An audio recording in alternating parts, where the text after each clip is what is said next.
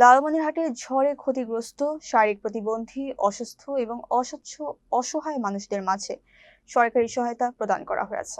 রবিবার সকালে লালমনিরহাট সদর উপজেলা পরিষদ মিলনায়তনে আয়োজিত অনুষ্ঠানে প্রধান অতিথি হিসেবে উপস্থিত থেকে এইসব উপকরণ বিতরণ করেন দুর্যোগ ব্যবস্থাপনা ও ত্রাণ মন্ত্রী আসাদুল হাবিব দুলু এমপি। সহায়তার অংশ হিসেবে সুবিধাভোগীদের মাঝে ঢেউটিন, নগদ অর্থ, হুইলচেয়ার ও বাইসাইকেল সহ বিভিন্ন উপকরণ তুলে দেওয়া হয়। লালমনিরহাট সদর উপজেলা নির্বাহী কর্মকর্তা মনোনীতা দাসের সভাপতিত্বে অনুষ্ঠানে আরও উপস্থিত ছিলেন জেলা পরিষদ প্রশাসক এ.কে.এম. মমিনুল হক, অতিরিক্ত জেলা প্রশাসক রাসেল মিয়া, জেলা ত্রাণ ও পুনর্বাসন কর্মকর্তা আব্দুল মতিন এবং উপজেলা বিএনপির সাংগঠনিক সম্পাদক আফজাল হোসেন। মন্ত্রী দুলু বলেন, বর্তমান সরকার অসহায় ও দুস্থ মানুষের কল্যাণে সর্বদা পাশে আছে এবং যেকোনো দুর্যোগ মোকাবেলায় প্রশাসন তৎপর রয়েছে।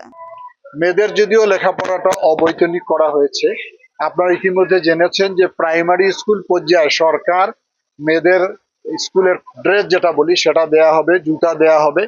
পাশাপাশি তাদেরকে আমি উৎসাহ দেওয়ার জন্য লেখাপড়া থেকে যারা পিছিয়ে না পড়ে এবং অভিভাবক যাতে নিরুৎসাহিত না হয় সেজন্য তাদেরকে আমরা বাইসাইকেল দিয়েছি।